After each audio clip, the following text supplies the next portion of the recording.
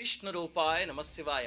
కర్ణాటకలో శివభక్తుడు ఒక ఆయన ఉండేవాడు. ఆయన ఒక్కరోజు కూడా వదలకుండా శివపూజ చేసేవాడు. ఒకసారి ఆయనకి తప్పనిసరిగా వెళ్లాల్సిన పని ఒకటి వచ్చింది. ఆయన భార్య కలిసి వెళ్తూ ఆ కూతుర్ని పిలిచారు. చిన్న పాప అన్నమాట. పిలిచి, అమ్మా, ప్రతిరోజు పాలు తీసుకువెళ్ళి పరమేశ్వరుడికి నివేదన చెయ్యి, శివయ్యని పస్తులుంచకు అని చెప్తే, సరే నాన్నగారు చేస్తాను అంది ఆ అమ్మాయి.